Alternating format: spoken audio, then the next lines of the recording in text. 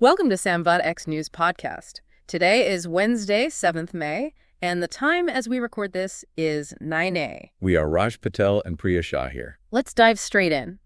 Really significant 24 hours, wouldn't you say? Both here and internationally. Absolutely packed. Let's start with the biggest national story. India's pre-dawn strikes. Operation Sindoor. Right, the strikes on terror camps. We're hearing about 9 locations in Pakistan and PoK. Yes, that's the initial report. And the casualty figures being mentioned are, well, quite high. Over 80 terrorists reportedly killed. And specific targets, too. Jaish-e-Mohammed's Bahawalpur base, Lashkar-e-Toiba in Meridke. Exactly. High-profile targets. It's clearly framed as a direct response to that awful Pahalgam attack on April 22nd. Where 26 Indian citizens died, the operation name Sindoor, given by the PM himself, apparently. And the government's been quick, very quick actually, to engage globally. Talking to partners, explaining the strikes targeted terror infrastructure specifically. That diplomatic piece is crucial, isn't it? Managing the international perception, stressing it wasn't state aggression. Mm-hmm.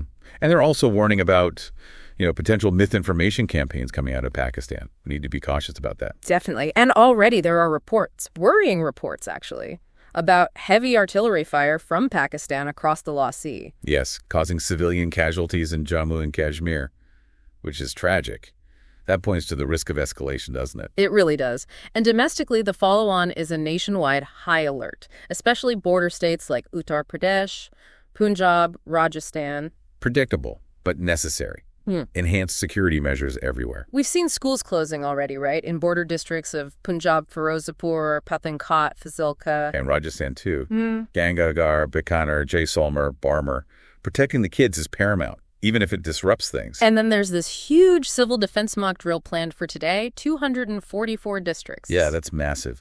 Apparently the first drill on this scale since, 1971? Shows a real focus now on emergency readiness. They're testing everything. Air raid sirens, blackout conditions, evacuations, the works. Gurugram's drill sounds particularly detailed, testing air raid responses, evacuations, even a public siren test this evening, getting the public involved.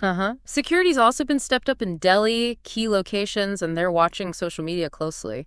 And Home Minister Amit Shah is directly coordinating with the J&K admin and the BSF. High-level oversight. Plus, Rajasthan declaring a high alert and reportedly closing airports in Bikaner and Jodhpur. That underlines the seriousness.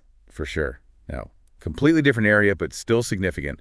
A high court ruling in Chhattisgarh. Oh, yeah, the adoption leave case at IIM Raipur. That's the one. A 46-year-old female staffer adopted a baby girl, but her leave was rejected. No specific policy, apparently. But the High Court stepped in. Yes, and crucially, it ruled that child care leave is a fundamental right under the Constitution. Doesn't matter if the child is biological or adopted. Wow, that's quite a statement. A big win for adoptive parents. Definitely. It could really push other organizations to update their HR policies, make them more inclusive. Yeah. A progressive step. Okay, let's shift overseas. Big news on the India-UK front. The Free Trade Agreement. Announced Tuesday by PM Modi and the UK's Keir Starmer. Finally done. And a double contribution convention alongside it? Yeah, both concluded.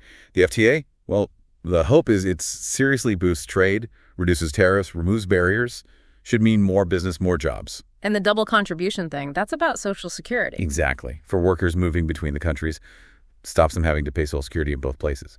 A big help, especially for Indian IT firms in the UK, you'd think. Makes sense. Now, back to Operation Sindoor, the global reactions have started coming in. The U.S. India briefed them, of course. Ajit Doval spoke to his counterpart. They acknowledged India's security concerns. But you also had figures like Senator Marco Rubio urging restraint. So, bit of a balancing act from Washington. Seems like it. Understanding the motive, but worried about escalation, naturally. And China. Their foreign ministry expressed concern. Urged both sides to prioritize peace, stay calm, use dialogue. Pretty standard line from Beijing, given the regional dynamics. Meanwhile, India's diplomats are busy briefing envoys, U.S., Russia, UK, Saudi Arabia. Reinforcing that message. This was about terror infrastructure, or a response to Pahalgam, not aggression against Pakistan itself. That consistent messaging is key. Okay. Elsewhere internationally, Germany has a new chancellor? Yes, Friedrich Merz of the CDU. Yeah. Elected on Tuesday. Took a couple of tries, but he got the majority. So that ends the political uncertainty there, allows a new government to form. Exactly. Stability in a major European economy. And speaking of neighbors, reports suggest Pakistan might hike its defense budget. Yeah, by about 18%, according to reports from Tuesday. Citing the tensions, obviously, after Pahalgam and Operation Sindoor. Signaling intent to bolster their own capabilities, I suppose. Something international observers will be watching closely. No doubt. Right, shall we move on to sports? IPL. Yes. Gujarat Titans beat Mumbai Indians. A real nail-biter at Wankhede yesterday. By 3 wickets, Yes. literally on the last ball. Oh. And it was rain-affected, DLS method involved. That win puts GT top of the table now, doesn't it? MI drops to 4th. Yep. And the orange cap race is tight. MI's Sri Kumar Yadav leads, but GT's Sai Sudharsan and Shubman Gill are right behind him. Also heard Gautam Gambhir's comments, backing Rohit Sharma and Virat Kohli to keep playing as long as they perform. He did, but he also took a very strong line on India-Pakistan cricket. Calling for a complete stop because of the Pahalgam attack. Exactly. Said you can't play cricket with a nation that sponsors terrorism. Reflects a hardening stance in some circles. Strong words. In chess, Anna Muzichuk, the Ukrainian grandmaster. Oh, yeah, she was talking about the Norway Chess Women's Tournament for 2025. Called it potentially the strongest women's event ever. High praise. Shows a growing strength of women's chess at the top level. Okay, how about tech? Instagram's launched something called Blend. It lets users create and share reels together with friends. So, more collaborative features, trying to boost interaction, maybe? Seems likely. Also, new phones launched in India, the Realm C75. Big battery on that one, 6,000 mAh, and military-grade toughness. That's the pitch. Yeah. And the Vivo Y19 5G also launched. 500 mAh battery, plus an IP64 rating for dust and water resistance. A lot of focus on battery and durability in the mid-range market, it seems. Definitely. And HP's brought its new Copilot Plus PCs to India. The AI-powered laptops, using Microsoft's Copilot. Yep. Enhancements in software, camera, audio, all AI-driven. That trend's really accelerating. Okay, let's look at business quickly. We touched on the India-UK FTA already, the markets. Bit shaky. Yeah, volatile on Tuesday and this morning after Operation Sindoor. Sensex and Nifty saw some swings. But defense stocks did well. They rallied, yeah.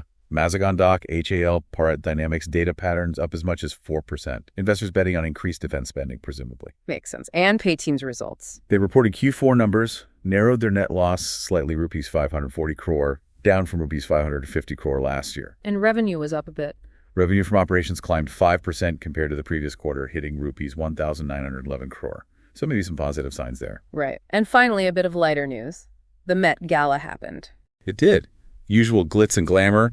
Priyanka Chopra was there, Dia Jatia too. Any gossip. Well, reports of Rihanna and Ciara making up after a supposed 14-year feud. So peace breaking out on the fashion front too. Huh.